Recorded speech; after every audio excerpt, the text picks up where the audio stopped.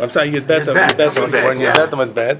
Well, actually, we'll start. We'll do the last line again on Yud Bet Amud Aleph. It's just about. It's about going to see Bikur Cholim and Nichma Velim on Shabbos, right? And you would think that look, our minhag seems to be that you do Bikur Cholim, yes, but we don't do Nichma Velim. Okay, even though you'll see that there are opinions that they, the same way that we say Shabbos Imilizok for a Mishaberach, they would say Shabbos Imilizok for Nichma Velim as well, right? Because now, what would be wrong and what is wrong with doing Nichma Velim or Bikur Cholim? They make us sad. Now you say, well, you're making the Chola happy. Yeah. That's the difference between Nichma Velim. But nonetheless, there was a feeling that we would also cry out to HaKadosh Baruch Hu. So even though what do we want to do with the Bikur Cholim? We want to help, and crying and moaning and prayer for a specific bakasha, a specific request, is not done on Shabbos. And you know that the Amidah on Shabbos is different than the weekday Amidah. Why? Because what do we omit? We omit all the middle brachas, which are about personal and communal requests. So everything from Rifa'enu to heal us, to Shema Koleinu, listen to our voice, to Atachanein Ladandas, give us wisdom, Borech Aleinu, give us Parnasa, Yerushalayim, all the requests that are fundamental to the middle parts of the Shemona Esrei are omitted on Shabbos and Yom Tov. All we have is the three opening brachas, the last three final brachas, and the middle is about Shabbos, or about the Shabbos Musaf on Musaf. So you see that we don't normally make personal requests. Now, we do make Mishaberachs communally. We say Shabbos Imilizuk, right? But we don't normally. Which really just means.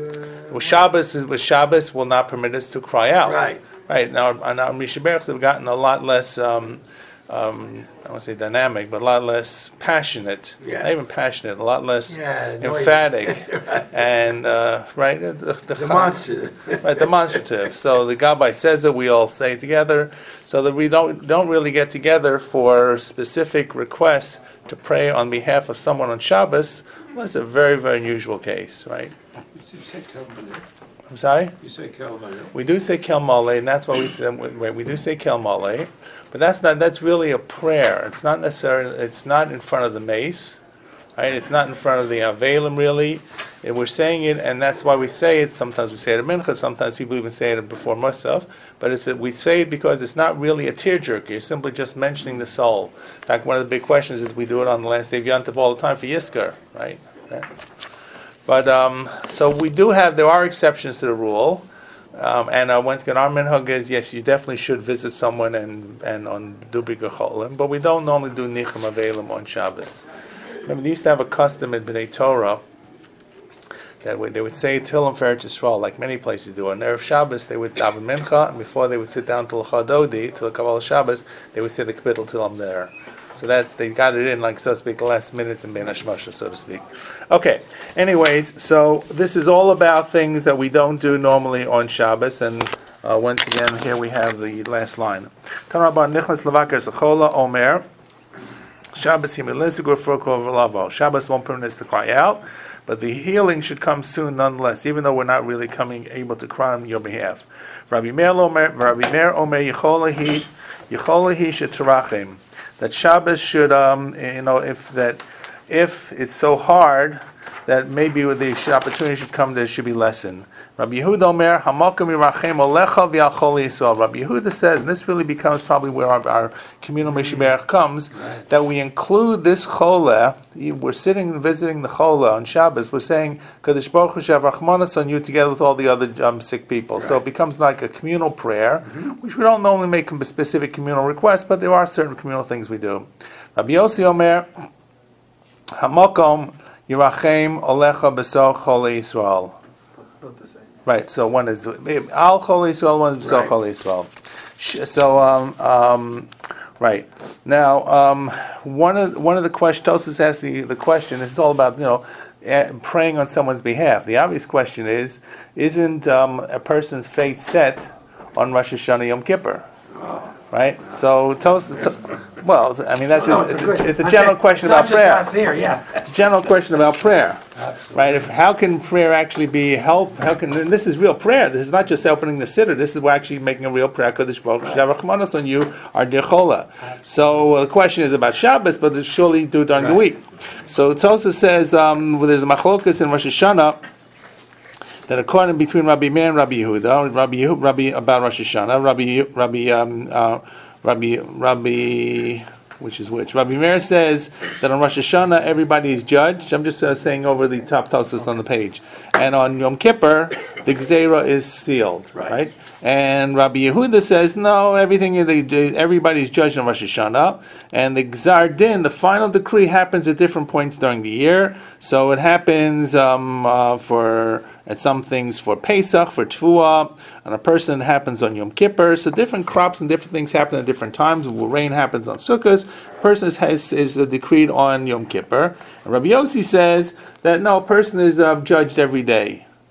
Okay, so it's a three-way machloka. So, but the problem. So we have here mentioning what we just read in this Gemara here. Who did we mention? We just mentioned a number of people here. Rabbi Yehuda, We had Rabbi Yehuda at the top. The last line, the last words on Amar Aleph was Rabbi Meir, and the third guy is Rabbi Yossi. So we're going to say to HaKadosh Baruch Hu, God shall have mercy upon you. So I understand Rabbi Yossi works out because according to Rabbi Yossi, a person is judged every day. He's the good guy, right? But what about Rabbi Meir and Rabbi Yehuda? According to both of them, it seems to be that we are judged on Rosh Hashanah and everything's sealed in Yom Kippur. So how can it really make a difference? So Tosfos gives two answers. First answer, Tosfos, is a cop-out. Tosfos says you'd have to say, according to Rabbi Meir and Rabbi Yehuda, the Shabbos that we're talking about is Shabbos Shuvah. Okay. So there's still time to turn around, okay? Yeah, definitely. That's definitely. Okay, and then Tosfos gives the second answer, which really speaks to all of us. Tosfos says in the last words, in the name of Rabbi Yitzchak, one of the Bavli Tosfos, Yofet Sa'akal Adam Bein Kodem Gzardin Bein La'achar Gzardin. That when a person cries out, it can change a sealed decree. So even though the decree is sealed, there's still a way to get through it. So here we're trying to kind of win this difficult tightrope. You can't cry out. But if we could cry out, then we could change the Gzar Din. So that's the whole tricky part about coming on Shabbos. It's exactly the point. In other words, if you cry out, you'd so ache. You cry out to HaKadosh Baruch Hu, even if things are set and things are sealed, you can still break through the decree. So tefillah can overturn anything and everything. So right, tefillah and tshuva. Right? This is about my being mispalel. It's not about him doing tshuva. It's about by me mispalel on his behalf or her behalf. Okay.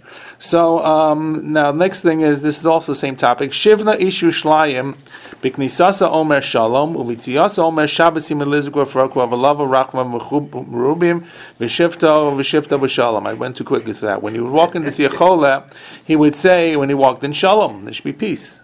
Right? Peace and tranquility. Or peace and tranquility, invoking God's name, which is Shalom. Right. And when he would leave, he would say, and this is leaving on Shabbos, he'd say what we had said before, Shabbos imelizuk, Shabbos doesn't let us cry out, Refuah krovalavo, healing should come quickly, V'rachmav merubim, God's mercy is many, V'shifto b'shalom, and you should, in other words, the Shabbos should be a Shabbos of Shalom, things should be peaceful. So that's what he would say. So that's a variation on the same kind of theme. Okay, by the way, Tosfos points out that this guy Shivna, Tosfos says that Rabbeinu Tam had a good nusach. It wasn't Shivna, but Shichna, or Shachna. Right? Shachna is a name that we recognize. Right? Why not Shivna? Because Shivna figures in a Gemara, in Masechet Yuma, as a Rasha. So how could he be saying, how could this Shivna be this guy? We could be quoting here in the Gemara, Shem Rishayim Yirakev. So Tosfos says, first of all, Tosfos says that's why he changed the girsa, or he had a different girsa. The second answer that Tosfos says is a probably more important answer. He says, you know what? There were two Shivnas. Right? The Shivna, there's not a monopoly on one name. Now you say, but how can you use the name of a Rasha? Right? You don't normally see that people are called Esavs. People call it kid Esav. Even though... Shmuel, though. Rabbi Shmuel. Right, but we don't use it today. You notice that. But I noticed the rabbi was talking Pirkei this year, and it says Rabbi Shmuel says, right? And I looked, I thought to myself, nobody today names Yishmuel, but in those days they did. Yeah. Right. But today in Israel, a very common name is Nimrod. Very common secular Israeli name is Nimrod. Nimrod is the hunter, the evil hunter who rebels, who fights against Avram and all these midrashim. Oh, yeah. Right? So he's not. They don't know. They don't know what Nimrod really means. Okay, correct. Right.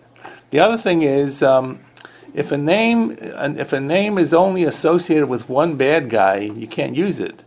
But for example, let's say that I don't know, there's a name that's used more other times as well.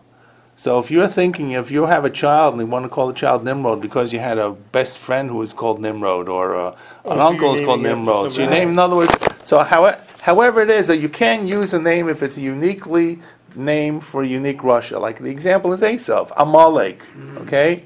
Amalek, Achashverosh, okay? Esav's, one of Esav's wives is called Yehudit. There you go. Right, so I asked Rabbi Karabkin, I said, how come people name kids after Esav's wife, Yehudit? Yeah. They're not naming after that, well, they're naming after Megillas Yehudit. Right, that's it. There's a whole But Megillas Yehudit. She was a great hero. Yeah, but where does she name her from? She named it from... But what's named? Maybe not, you don't know. In other words, these names all have origins too. So, in other words, Asav's wife could name this one, something else. comes from Hodah, right? But wasn't this the Esav first married some people that his parents didn't like? Right. No, I'm thinking of Ishmael. Sorry. Ishmael, so at any rate, all I'm saying is that the answer of Tosas is actually a very important answer because not only can you not only does it really talk about biblical figures. What if you're naming a person after someone, I don't know, someone in your family who was a bank robber? Okay, you say, well, I want to name it after Uncle so and so who was a no goodnik. He spent time in jail. I don't know. Maybe he was unfairly jailed, but we'll assume that he went to jail for a good reason. So what does it mean? You can't use the name? So the answer is the name is a common name as well. It's used frequently. There's very few times you find a name that is very unique. Yeah. Right? Plus, the person could name somebody, perfectly nice kid. Another person names another person. That guy turns bad, but the first kid has the same name. We always believe the name is in the Shoma. Correct. Like we believe the name is in the Shoma. Correct. The name is, there's a certain power to the name, to the name that you get, right? So, and the person who you're named after, and the attributes passed along, etc., etc. So, in other words, it's all I'm saying is Tosas' a statement which is talking about this guy Shivna, Right. or this other guy Shivna. You could say that there were two Shivnas, and the name itself could be used by a guy who is not so wonderful and a guy who makes the statement about going to do Bikur Cholim. Okay, so these were a number of things about Bikur Cholim and on Shabbos. Now the Gemara says, continuing the same tact, come on. I'm sorry, I skipped the line. Kaman Ozla, Hadi Amar Rabbi Chanina, whose opinion is the following statement Rabbi Chanina going to follow, which says, Mi sheyesh lachola b'toch beiso, tzarach sheyavena b'so chol Yisrael. If you have a sick person in your house and you want to daven on their behalf, you should include in the prayers on behalf of this sick person other cholim as well, chol Yisrael. Yeah. Who does it follow? Kaman ke Rabbi Yossi. It follows Rabbi Yossi, who said, b'toch Chol Yisrael. Right? In fact, what do we say? B'soch shar Chol Yisrael. That's the term that we use in the Mishnah Berach. Yeah. So, in other words, and you see that the Gemara is emphasizing this, that one should try to include as many people as possible. You would think that if I want to have more efficacy in my prayer, I want to have all my prayer points should go for this person. Right? If I include shar Chol Yisrael, so I don't know how many people are sick at any one day. 100,000, let's say, in the community. So my prayer for this person only gets 100,000th of my prayer. No, it strengthens it, it multiplies it. It's almost as if to say it bounces off it. It gains additional strength and energy by including other people as well. And that follows Rabbi Yossi, which is what we do. Yeah. Right. If you ever see sometimes when they say Tillim after Mincha, and they say we're saying Tillim for someone, they'll say Misha, they'll say Tillim, say the Misha Berach, and then they'll say B'soch Shachal Yisrael. Right? So it's automatically assumed, we're including that. V'yamar Rabbi Chanina. Okay, so now another statement Rabbi Chanina. B'koshi hitil anachem avelim ulavaker cholim b'Shabbos. With great difficulty, we allowed people to do these things on Shabbos, Bikur Cholim and Nichem Avelim. Okay? All right, so far so good? Mm-hmm. Pretty simple, right? Amar Rabba Bar Bachana. Okay. Ki havazlina basrei de Rabbi Lazar l'shiule betficha. When I used to follow Rabbi Lazar, he was going tficha, as Rashi says, a sick person. So l'shiule means he would go to really ask about, he would go to visit a sick person. Okay, so this may or may not be necessarily Shabbos, but he was learning what to do. So he paid attention what Rabbi Elazar would say when he came to visit the person. So Zimin and Omar, sometimes Rabbi Elazar would say to the sick person, skip the line. Hamakom yivkadcha l'shalom. Yipaked means yizocher. Right. Vayivkod elokim esara. So God, the place, which means God, should remember you for peace. V'zimnin Amar, and sometimes he would say almost the same thing, but there's a little difference. Rachmana, the merciful one, Yadkircha l'shalem, that the merciful one should remember you, Dachar Zachar, it's Aramaic, for peace, l'shalem. What's the difference between the first one and the second one? You're going to say, well, one is Makam, one is Rachmana. The difference is one is Hebrew and one is Aramaic. Okay? The angels don't understand Aramaic. That's what we're about to do that, okay? So sometimes he would speak, Don't understand Aramaic. Oh, yeah. we're about to do it. Hold on. 1 second. Right, the next line. So in other words, this is Rabbi Barbachana who is relating what he had seen his Rabbi Elazar say. Sometimes he say in Hebrew, sometimes Aramaic. So Gemara says, "Hey Chiyavid, how could he do this? How could he do it in Aramaic?" V'amar Rabbi Yehuda la'olam al yishal adam tzrachav b'lashon Arami. Person should not speak to in Lashon Arami, because why? Because why?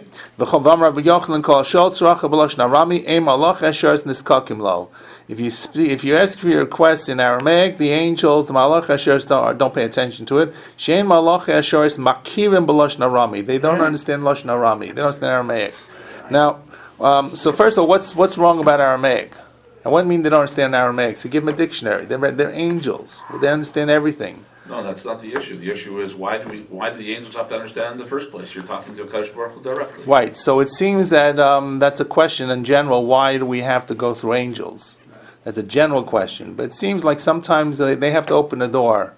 In other words, if they help the prayer move along, they grease the wheels. It's like the guys, what do they call them from curling when they kind of sweep the sweepers. When they sweep it, and they're helping the rock move along. Is that a general principle? Well, it's a big machlokas. In other words, whether we do it or not. For example, the best example, right? The end of Slichos. Remember the Slichos? If you don't remember them, you're going to remember them in a few months, right? The last line. I'm not even sure if we say it. I think we skip it.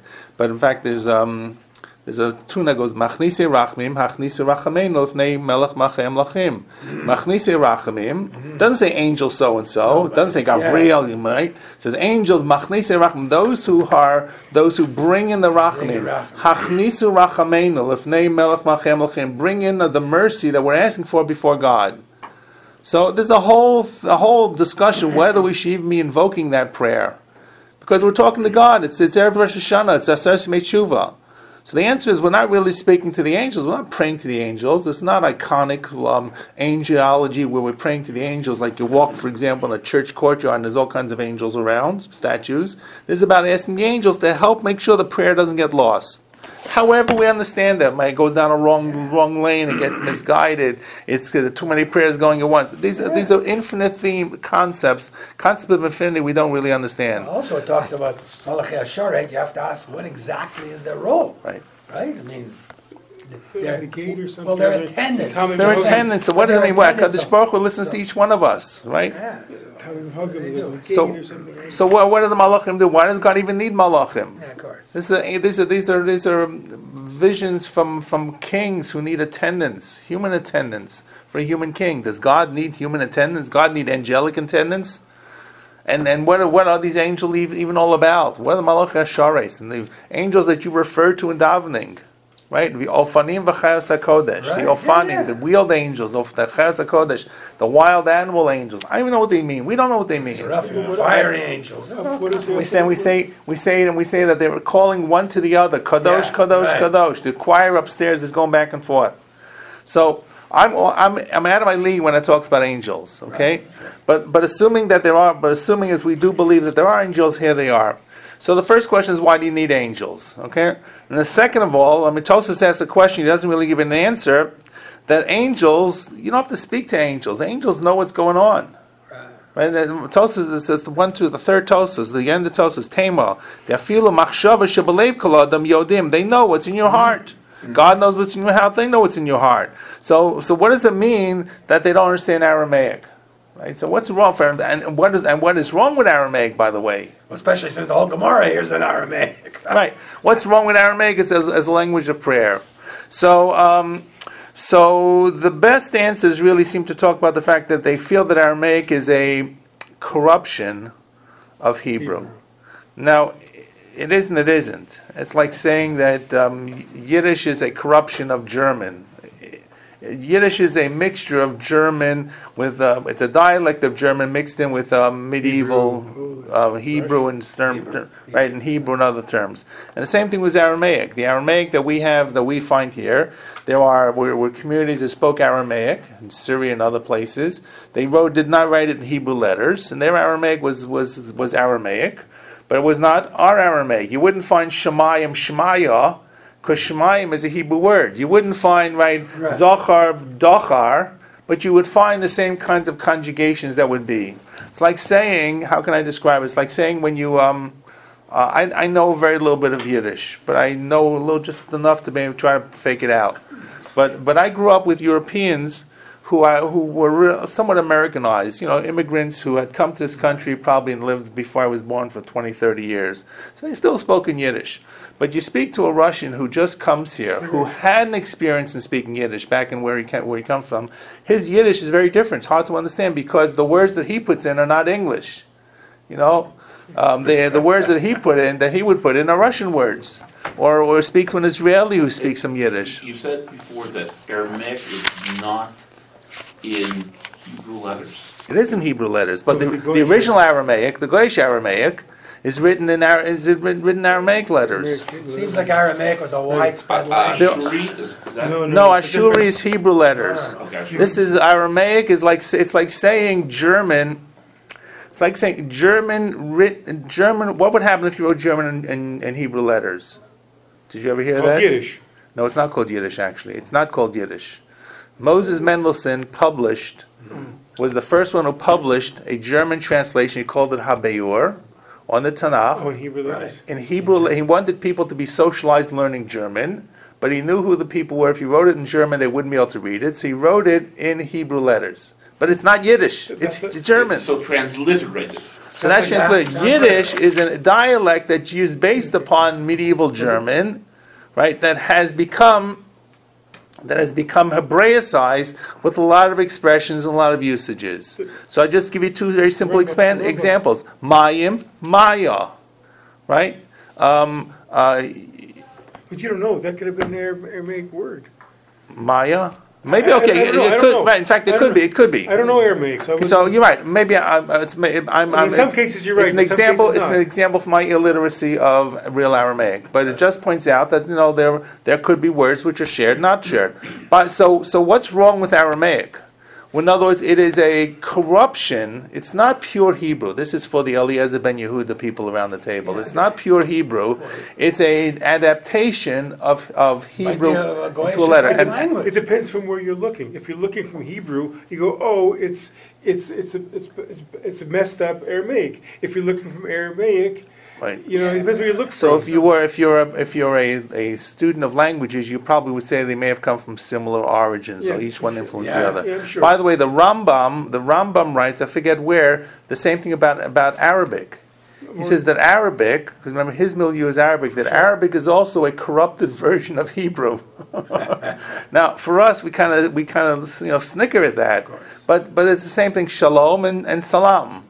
Yeah. Right? Yeah. I don't understand Aramaic, right? But I'm sure there are some words that are very similar one to the other, especially in the days of the Rambam, right, 1,000 years ago or 900 years ago, there probably were. If you take a word like tlata, which I think is actually Arabic, but it's also Aramaic, right? So I'm saying all these things. Which word? Talata? Talata? I think it's like two, right? Also, yes, okay. But on the other hand, one is wahad, right? So, I mean, again, it's all these languages out there. They're all similar, Must have all, different. well, they all Semitic It's type. like French and Semitic German language. and French Semitic and French. So at any rate, the importance, by the way, about this, the importance about this is because the question is this an Aramaic problem? Is this an Aramaic deficiency, or does this apply to all languages? Right? Now, are the angels? Do they say in any language other right? than Correct. Or is this a specific deficiency that Aramaic, because it's closely aligned with Hebrew, or the Aramaic that we speak and we write in the Talmud? And remember, our Aramaic in Talmud Bavli is different than the Aramaic in the Talmud Yerushalmi. The Aramaic that you have in your Kum Porkon and in Brich Shemay, which is Aramaic for those who didn't recognize it, is different than the Aramaic here. It's similar, right? But there are some differences in how it's like saying English here and English in Australia, or English in England. What about Onkelos? How's he by comparison? I'm not a big enough. He's like closer to the Yerushalmi, to the Talmud Yerushalmi, to the Kum Porkon. Okay. Now, but here's the question. So is it really only Aramaic? Right. So okay, so I won't pray in Aramaic. Now we do actually pray in Aramaic. We have Yukum Porkon. Right. So you see that we do. It's a minor. Okay, all right, but we have Brich Shemay. You're right. Those are the minor after ones. you take out the Torah? Right. Now, why are they there? Because Kaddish is Aramaic. Kaddish is Aramaic, correct? And when you take out the Torah, right after. So the Gemara so first of all, the Gemara is going to say in a moment that, and maybe some of you know this, that if it's a communal prayers work even in Aramaic. Kadosh Baruch Hu, in other words, but communal prayer has the power to bypass the angels. The angels only help the lowly people who are trying to get in their own individual prayers. That's where they need to kind of sweep them along. The group prayer has the power to go on its own right to HaKadosh Baruch Hu. So that's going to be the Gemara's answer. The other thing is, if we believe that Aramaic has a specific deficiency because it's a corrupted or a weakened or an allied thing of Hebrew, and if you can speak Aramaic, you can read Hebrew, right? Then the angels, then there's something about Aramaic, but if I want to speak in English, I pray in English, I can pray in English. So it may only be a problem in the deficiency, maybe specifically about Aramaic, or do you say it really means everything? Right, that our prayers will work, maybe not work as well in English. And we don't believe that. We only tell people to pray in the language you understand. Mm-hmm. But at the same time, it's clearly better to pray in Hebrew and to try to understand what the Hebrew means. That's why we have translations and not transliterated. What do you call it? Line by line, word by word. Yeah. Right. What do you call it? Interlinear. So that you get to see what the words mean. And there's no doubt if you can learn what the words mean, when you see the same words reappear, it has much more meaning. So at any rate, back at the ranch here with this, and the Tosa's question is probably the hardest question to answer, is why do we even have to pray? The Malachim know what we want. The same way God knows what I want, the Malachim should know what we want. So the Malachim don't have to wait to hear the prayer. But that Tosa doesn't even have an answer for that. So what happened here? So Rabbi Lazar there were different times that he visited sick people. Sometimes he wished them that God should remember them for peace in Hebrew, and sometimes he used the Aramaic. Okay, so you and I would probably say he wasn't thinking all that much about it. People could speak Hebrew, he spoke Hebrew to them. People couldn't speak Hebrew, he spoke to them in Aramaic, what they understood, which was the common language. So, but the Gemara says no. The answer is Shani Chol L'Deshchini Mo. That when a sick person is ill, HaKadosh Baruch Hu's presence sits with the chola. Okay, so in other words, if to say here, the Amrav Anan Amarav Avam Rav Minayin Shechina Soedes Achola. How do you know that the Shechina is close, very close to, or remembers? Either it means close, Someach, or it means Poked, remembers when that is the Chola and doesn't forget him. So how do you know that? Shinemar Hashem Yisodeno Aleresh Devai. Kadosh Baruch Hu will either be close or remember me when I'm Aleresh Devai, means I'm on the sick bed. Devai is sick, and Eretz is like a mattress or a stretcher of some sort. So therefore, why could he say it in Aramaic? Didn't he know that the angels did not speak Aramaic? The answer is, for a sick person, it goes right to HaKadosh Baruch Hu. So, therefore, visiting a sick person, you are actually standing in the presence of HaKadosh Baruch Hu. That's really what it means. Mm-hmm. Right? You would think sometimes that it would be the worst place or the most desanctified place. Right? There's tubes and everything going around. The person's very ill. No, that's not where HaKadosh Baruch Hu is. Okay, moving right along. Tanya Nami Hachi, the Brisa says the same thing. Hanichnas levakar as a chola lo yeshiv al gabi mita. when you go visit a sick person, you shouldn't sit on a bed. And Tosfos says, this is Rashi actually also says in another place, but Tosfos says it means that the chola is lying on a low bed. Right? Today we have hospital beds that are pretty high. Right? They go up and down, or the old days they cranked them up. But back in the day, if you were a sick person, you lay flat, it probably was like a mattress on some kind of low feet or some sort. Right? Just enough to keep the rodents out of you. So it wasn't like, so therefore if the person is lying flat and they're low, and you're going to sit on a real mita, which is a real bed, which was high, like our beds, or a chair or a kisei, which is next word, so you should, that's not becoming, because you are actually looking higher than you're looking over the chola. Right? It's very difficult for anyone who's ever been in this situation that you're lying and people come to visit you, right? It's a very unusual kind of thing. You normally do not engage in conversation while you are lying down. If you think about if you ever lie down for a nap and someone walks in, you right away pop up to have a discussion, right? Okay, it's unnatural. And more importantly, you're not really eye to eye or face to face. In other words, think about it for a moment. Just think about the etiquette. If you wanted to have a real discussion, a real proper, respectful discussion, and one person is sitting, one person is standing, you really can't do it. Right? Either both of you stand or both of you sit. Because this puts someone in a position of superiority. So just kind of move that down 4 feet. If he's lying close to the ground and you're sitting on a chair, it's the same thing, that you're towering above him. And as if to say you're above HaKadosh Baruch Hu, who is surrounding the chola. So it's against everything. So what should you do? So you shouldn't sit on the mita, the regular bed, when this chol is lying on his hospital bed, not on a chair. El mesatev, you should cover yourself. V'yoshev lefanav mipnei shechina lamala mirashosav shel chola. You should cover yourself up, like you put your talus on, right? Covering your head was always considered a sign of reverence, right? I've had women say to me, and they're correct, what a wonderful, this is very, very careful. Today was the decision of Israel about the Western Wall, okay? But they say, it's so wonderful, you put your talus over your head, you have your own private space. And the answer is yes, that is true. But the real reason why we cover our head with the talus, the original reason, is a sign of reverence. Western society has inverted that. Western society says the sign of reverence is you take your hat off, right? Back in the day when everybody wore a hat, when I grew up, right, you went into a courthouse, you went to a federal building, you took your hat off. It was disrespectful, right? The flag came by, you took your hat off. That's Western value of respect. In many countries in the Mideast, in the Far East, the sign of respect is actually to cover your head.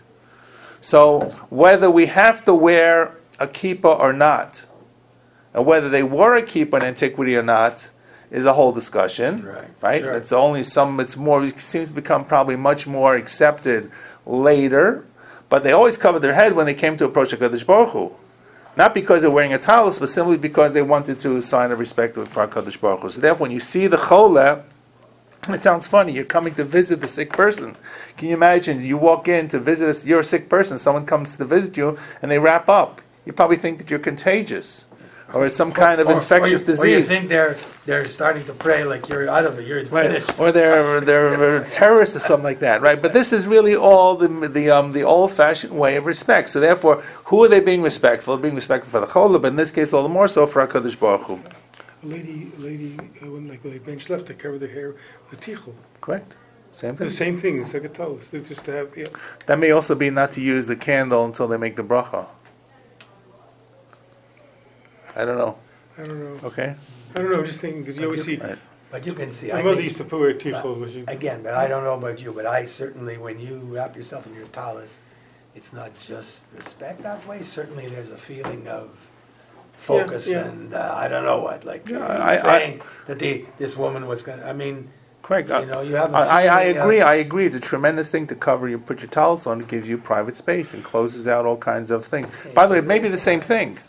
The sense of being respectful to that which is in front of me is closing out my wandering, my disinterest from anything around me. Yeah. So the two are not necessarily unconnected. Sure. Okay, but I'm saying, this is the old real style of covering one's head, sign of respect. which I said is still kept in many Middle Eastern and Far Eastern countries. Sure.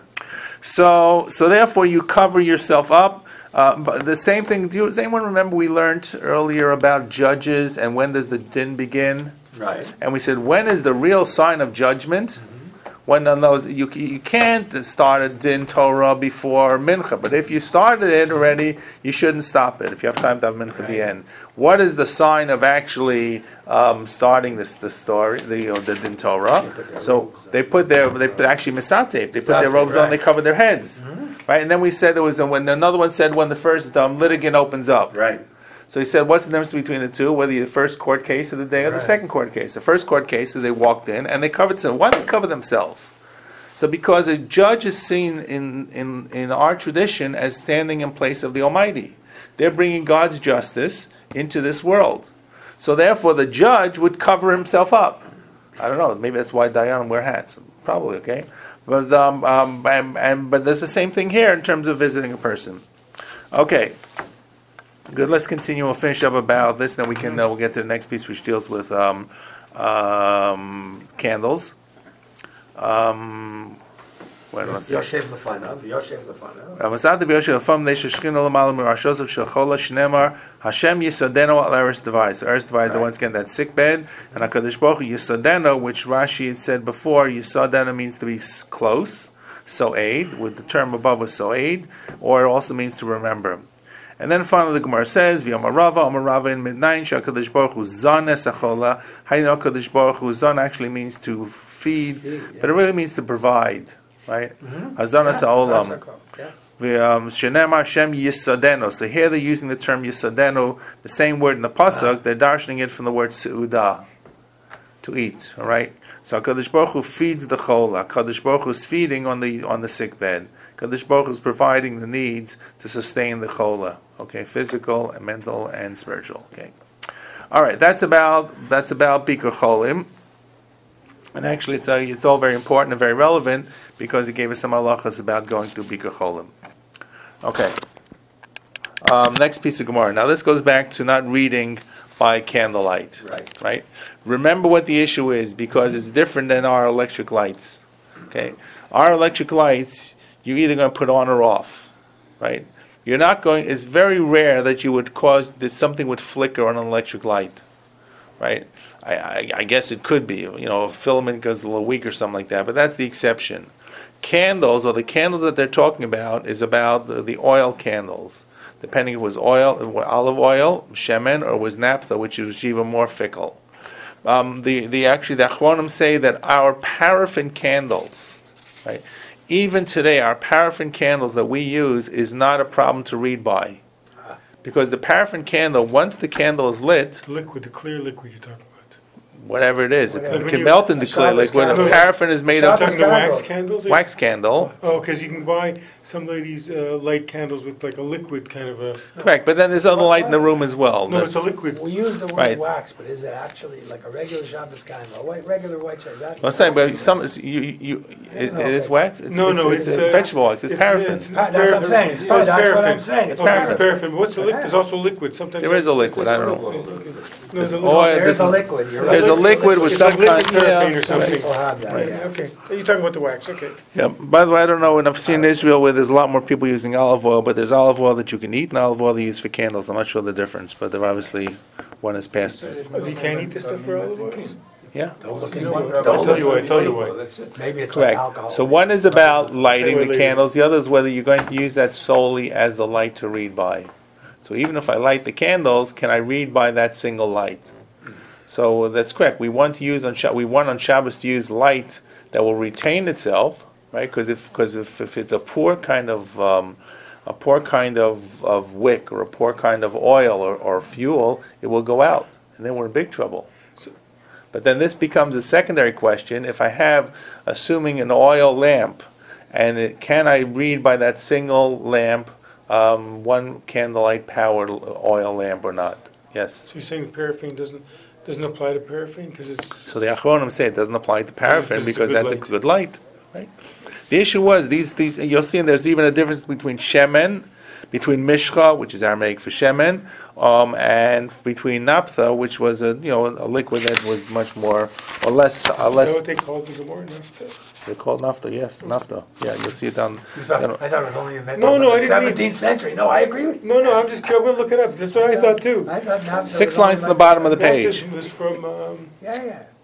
oil, from crude oil. Yeah. They used to use sperm oils or whatever. Right. Last Yeah. Correct. So they used anything. Apparently- Used anything. Apparently we I'm curious accept. what they're talking about. Maybe the moderns took on the old word. Let's Okay. see. Yeah, Yeah. it could The be. talk that talks about 2 types of fuel. One is Mishcha, which is like Mashuach, which is oil, and the other is Naphtha. You'll see it. 6 lines in the bottom. We'll be there. Okay. Yeah. Okay. So v'lei kol ner. So when Chazal made a rule, they made certain rules, certain gzeirot, that they assumed that even if you kind of tried to get around it, sometimes the decree was in place, sometimes the decree was not in place. So, for example, what if the oil lamp is so high that I can't even reach it? Am I going to say that I'm going to get a ladder to go change it in the middle of Shabbos? What if the oil lamp is on the 2nd story? I have this big foyer, right? Like some of our houses have this big double 2-story, 3-story foyer, and on top of it is this one oil lamp, and I'm sitting down on the bottom on a chair. I can't even get up there. So nonetheless, they felt that would actually apply to the same thing. This is sometimes called low plug, right? They felt that if it really were to wiggle, you'd find a way to climb up the wall or something. So Amar Rabba, yet you'll see there are exceptions to the rule. Amar Rabba, filo gavoa shtei kamot. You can't read by the light of the candle, even if the candle is 2 stories high. Ve'afilo shtei mardot. A mardah was a stick that they would push the ox, called an ox goad, which was very long. I don't know how long it is, but you really didn't want to get too close to that ox if you had to push it along. A spike on the end. A spike on the end, right? So when you gave it a bit of a shtach with this little pointy thing, you wanted to make sure you didn't get kicked in the back, right? Or they didn't kick back to you. So they had this, I don't know exactly how long, but obviously this was, something that was like, say, 2 car lengths. How long is 2? If you throw 2 car lengths and the person didn't know what a car, they had no idea what you're talking about. And they say, it's a big car, small car, what does it really mean? Any driver knows what that means. So even if it's 2 stories high, or it's so far away, it's 2 mardot high, v'afilu, and here comes this exaggeration, afilu asara batim zu al gav zu. Okay? Even 10 houses, one on top of the other. These are single-story houses. Now you're going to say, how are you going to get up the stories? I wasn't going to worry about getting them. I was going, how much light can I have? Yeah. So this one cat lets another. The question really is, well, what is the light showing through, right? Yeah. So one has to assume that this was first of all, it's an exaggeration. Yeah, he's trying to make a point. Right, but the point of it be, the houses, first of all, are not like our houses. You can have a house that's 40 inches high. Do you ever see sometimes in some of these Far Eastern countries where people sleep in cubicles, right, like cages almost? Yeah. Think of 10 in a row, okay? So whatever it is, it just means it's highly unlikely going to do that. Okay, now, so any single flame candle is a problem and one cannot read by it. However, chad hud lo likrei, one person can't read by it, because that's what it says, lo yikra. Right. He cannot, in Lashon Yachid in singular. Hatrei Shabbat, trei is 2. But 2 can, hatrei, dummy, but 2 says okay, 2 will be good. In other words, 2 people one will remind the other. So, not to, if some guy begins to reach for the lamp, the other guy say, hey, Shagitz, what are you doing? Stop, okay, wake up, okay, Shabbos. So therefore, 2 people, one person can remind the other. So this, by the way, just keep this in the back of your mind, because it's going to come back about having 2 opinions, 2 independent thinking brains sometimes can affect whether Xera applies. It's called shtei deos. Okay, so here, in other words, I've got 2 people, and they're sitting with the light in front of them, so that can be okay, because if one person begins to forget, the other person will remind them. You're going to say, well, maybe they both forget? Maybe, but they didn't make Xera for everything. So chad lo, trei Shabbat dummies. The Gemara says, wait, v'hatanya lo echa v'lo shnayim. We have a brayso that says not one person, not 2 people. In other words, it doesn't make a difference in numbers. Some Rav Elazar, lo kasha kan b'inyan echad, kan b'shnei inyanim. That depends if they're doing 2 different topics, and or they're reading together. Which is which? Which one do you think is which? Which is permissible? Which is prohibited? If they're reading together, sounds. they're reading together will be permitted. Right, you would Permitted, think so, yeah. because one person would remind the other. They're both reading off the same Gemara. If each person is reading something else, so I'm focused on what I'm reading. I'm not focused on what the other guy is doing. So the fact he's sitting on my table doesn't interest me at all. Right? It's like go to the library and sit down. Person's reading next to you. You don't know who they are. So lokasha kamiyecha kamishnein yanim. Rav Huna. Rav Huna says uva medura afilo asar bnei adam asar. A medura is a bonfire. Everybody recognizes that from Lag Bomer. Yeah. With a bonfire, even 10 people, right? So the reason is because people sitting far away from the bonfire, they can't sit so close. Right.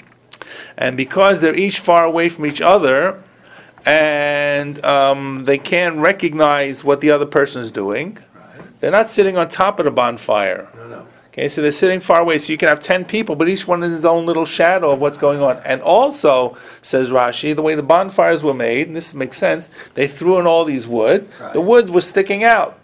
So therefore it seems to be that this kind of bonfire, which looks to me like to be something very strong, and it is, but because you want to read by it, if it begins to flicker, you may want to adjust your area of the bonfire that the other people don't see.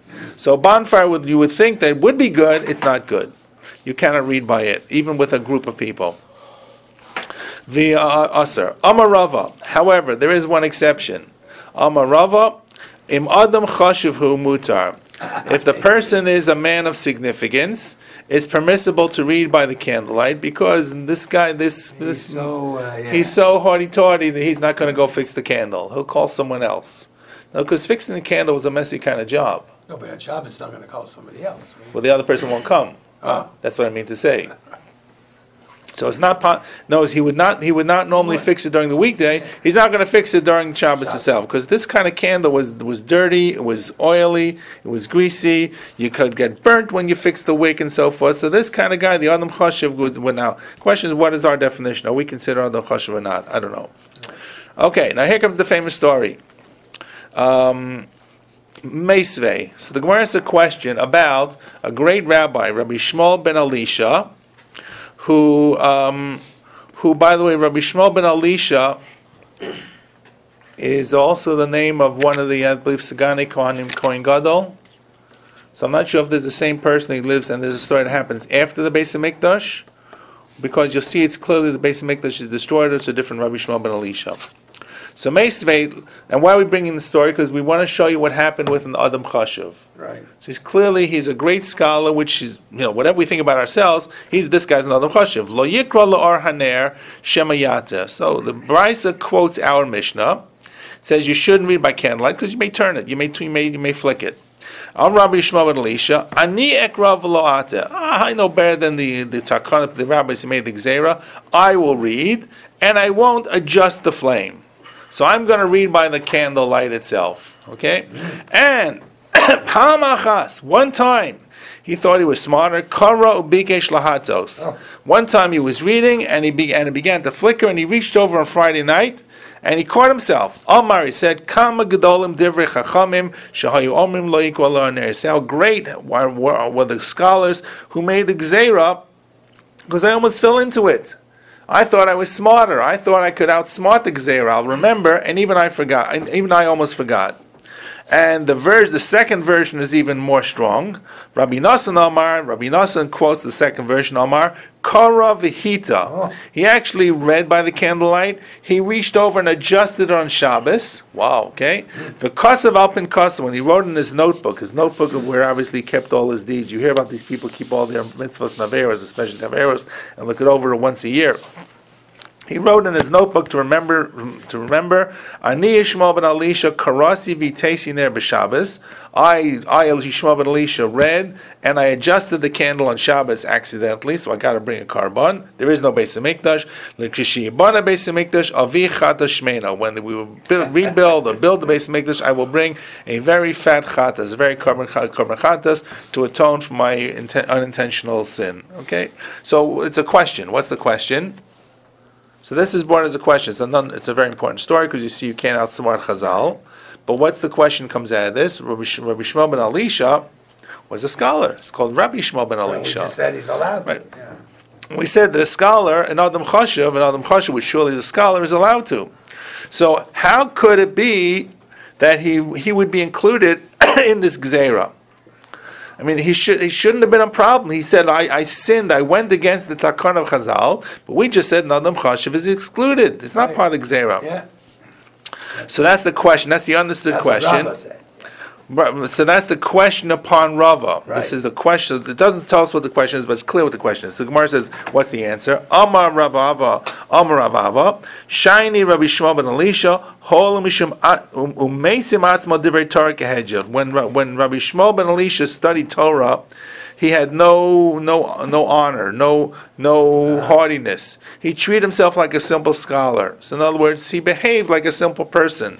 He was so full of energy to try to study Torah. So he didn't even think about what would be permissible for a person of stature, a person of significance. And therefore, normally a man of wealth, a man of significance would not lean over. He wanted to learn Torah, nothing would stop him. So he behaved like a peasant when it came to studying Torah. So he's an Adam Chashav, but in terms of studying Torah, he behaves like an Adam Hedjot. Okay, that's what it means. Okay, the next piece of Gemara is about a waiter. The problem with the story about the waiter, it's not clear what the answer really is, and there's this confusion about certain gersos depending on which is which.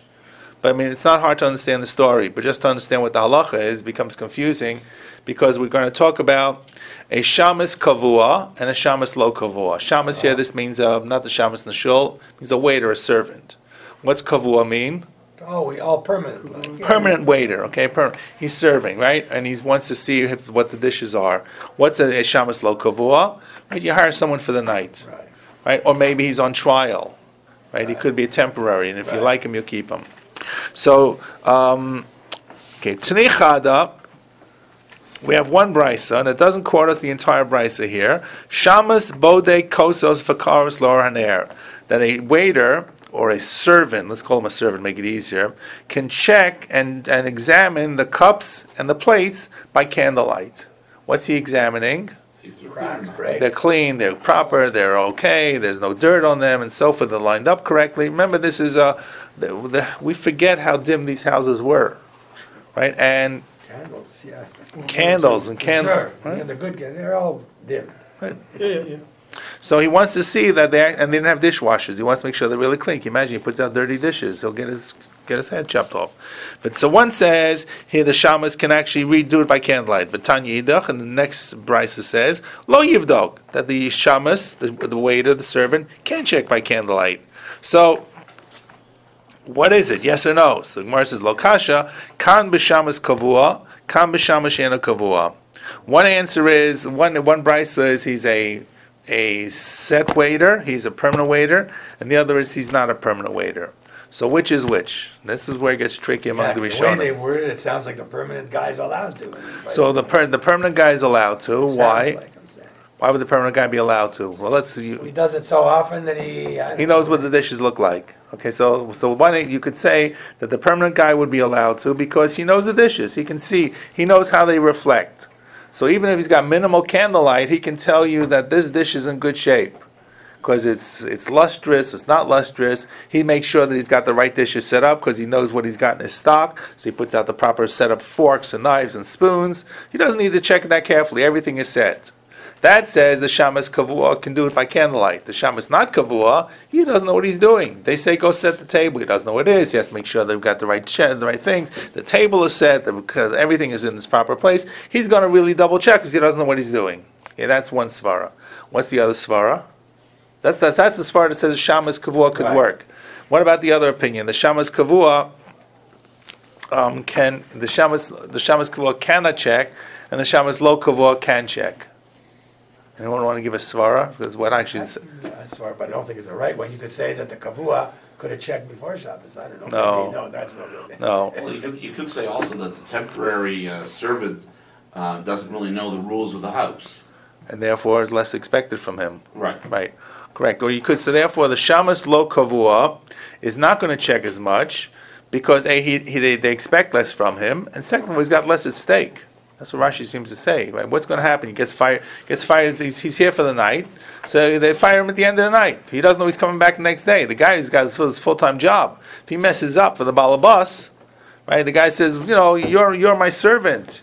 You're my butler. I pay you this all the time. You've got all the run of the house. How could you mess this up? We had important guests tonight. You put the forks on the wrong side of the plate.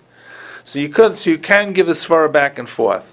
So depending on which of the Rishonim you want to look at, Rashi gives the second svara, Tosfos and some of the others give the first svara, but this will impact upon the nusach of the Gemara in the next two lines. That's all I'm just saying. So what were they fearful about? They were fearful about that the servant would turn on a light. No, that the light would flicker and he would go to adjust the light.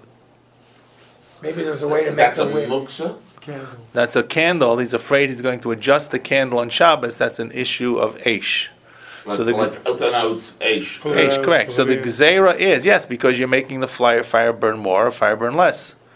Or the fire may go out if you tilt it. Now, we didn't say what kind of servant this was, whether it was a Yehudi or not a Yehudi. We're assuming it's a Yehudi. The assumption is that the shamas is a Jewish servant. Wouldn't matter if it's a goy. Maybe not. Well, May no, not. if the guy did it himself, It, maybe it, it'd should, be it shouldn't okay. matter, right? If the guy would do No, he's not doing it so for it's- Well, you. you're not telling So- him. You're not telling him to do Right. it. The issue is if it's a guy, it's only rabbinic to begin with, and this is only rabbinic prohibition to begin with, because it's the only thing is if you may come to do it.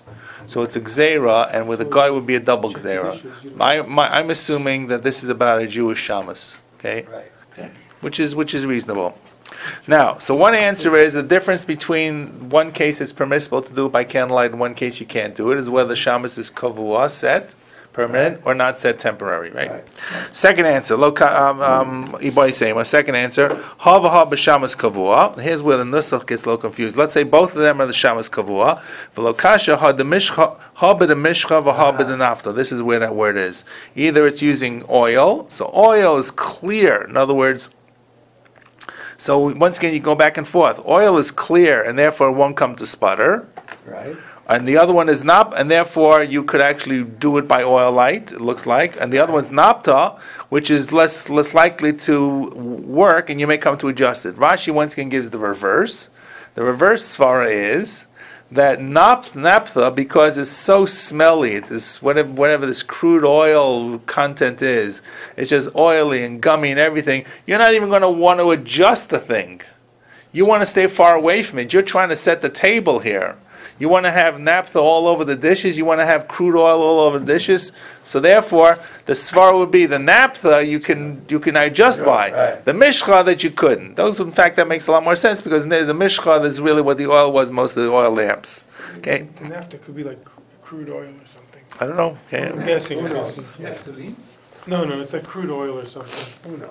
Because they wouldn't have had it. They couldn't have. Was not, No, was that- not that- a no. refined product. No, because they couldn't refine it. Yeah, Right. because They the did Greeks have- had, remember they had Greek fire, so they had, Maybe. Greeks had discovered all kinds The of naphtha- crap about naphtha, but oil, like oil, oil, like crude So in the case where it is naphtha, according to Rashi, therefore you would be allowed to adjust it. No, you would be allowed to wouldn't fix, want to. you would be allowed to check the settings are correct on the table, the silverware is correct, because you would never come to adjust it, because you are the servant, you're setting up, you're the butler, you're in your suit, you're in your tuxedo. Now you're going to start playing with this oily kind of substance that Never. smells and everything. In fact, you kind of adjust it, the smell gets worse, and then your master's going to come there. You're really in trouble. So if it flickers, you're going to leave it. Oil, you would come to adjust it. Okay. Now, so that's choice one is, or answer one is kavua, not kavua. Answer two is oil versus naphtha. Ibay seima. I'm sorry, Ibaylu, a question. Shama shena kavua b'demishcha mahu. Okay, so this once again, this question, here's really where it really gets confused in the schos. Is this about shamas eno kavua? Some of them actually ask, what about a shamas, whether it's kavua or not kavua? Can they use mishcha or not? The whole thing is confused here. In between Tosfos and between Rashi and the other Rishonim. But let's read it as it is. A shamas who's not kavua, and we're assuming that the not kavua person would, and once again, it depends which svar you're going to use. So because he's not kavua, let's follow Rashi. Let's take one side of Rashi and we'll just deal with one side. hasn't got a big So stake. he doesn't have a big stake. So therefore he's not going to adjust it. So there, even on the weekday, and therefore Shabbos would be permissible. Maybe that's only when it comes to, maybe that's with oil, right? But maybe with oil he would come to adjust it. That's the question. So the question is, maybe that when we said the temporary Shabbos can adjust it, maybe that's only about naphtha. Would apply to oil as well. So Mahu, so Amar Rav, halacha v'ein morin kain. So the answer is yes. So the Rav says as follows: yes, that's the halacha, he can, but you don't tell people about it. Okay, because they were concerned that this might be a slippery slope. Rabbi Yirmiyah Ba'aba Omer halacha morim kain.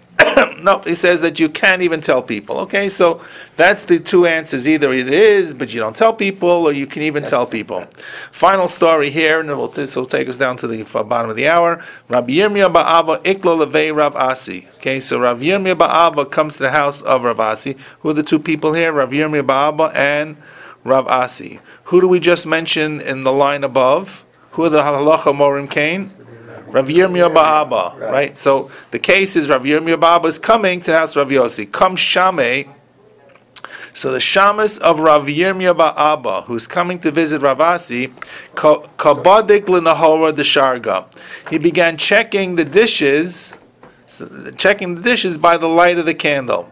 So Amalei debisu. So the wife of Rav Asi said to him, this is the servant of Rav Yirmiyah Ba'aba is checking by the light. The wife of Rav Asi, who looks like he's the host, says, Umar lo avid hachi. Right? How come you don't do this? Like, you don't let your shamas check by candlelight. And look what this guy's doing. Just Rav Yirmiyah Ba'aba, he's letting his shamas do it. So, or Rav Yirmiyah Ba'aba's shamas is doing it. Stop him. The shamas doesn't know what he's doing. That's what's going on. So Amalei, so he says back, Amalei says back to his wife, Rav says to his wife, Shavke, leave the shamas alone who's checking by the candlelight. Kirabe Svirli, he's following his master, who is Rav Yirmiyah Ba'aba, that the line before said, the halacha morim kain, that you can do it. So it looks like you actually can do it for the shamas to check the silverware by the candlelight. It does not impact really upon about the reading by the candlelight itself. This is a guy non-kavua so far. Looks like right, correct. And that really takes us to there. So that's about that. So once again, the confusion here really has to do with the gears on this last story, which is really about shamas kavua, shamas lo kavua, both shamasim and so forth. But it really appears that the halacha that one could, the shamas could do it. That does not impact, by the way, upon reading. Except we said that today, for our reading is much different, or our candle is much different, and our electricity is much different. That is permissible to read. So you can stay up late and read on Shabbos. Buy a Shabbos lamp, right? Or the clock. Absolutely. Are those good? Are they good? Are they They're great. Can you use them on Shabbos? Yes. They're great. Yeah. Because I thought, I'll tell you why, because you move them. They're muksa. Why would you move them? You lift the You top. don't When you move turn them. it, when you turn it, sometimes they move. No, you don't. You No, they're hold very it. heavy. You lift it and you I turn never it. found them move. Yeah. And even if they move, they're like electric. How many do you have? Electric. They're electric, right? I don't know. We actually have two. If you sit there, you know that they're very, very heavy. Right. You just move the top. Right. Okay. Right. Sometimes you move it though. Right. I don't think it can replace a whole room. Right. No. It's muksa, you can't Oh, there's another one that came out called the Shabulb. Shabulb. Yeah, what was that one? The Shabulb is the same thing as the Shabbos light, except it's in the bulb itself. It's not this big contraption. You screw it into your socket, and then you turn the top half of the bulb, which is not a bulb, it's really an LED. Oh, and the more you turn it, the LED is visible or not visible. It's the same concept, only the technical part is whether you have a stationary fluorescent or LED and you're changing the cover, or whether the actual is part of the bulb that would fit into a light. One works if you don't have a lamp on your desk. One works if you have a lamp on your desk. And by the way, I just have to tell you something. It's really about sleeping. If you use LEDs, it doesn't even pay. You're probably using more electricity on a timer that's plugged in the wall, because the LEDs use minimal electricity. You wanted to decide Oh, yes. next week. So let's talk about next.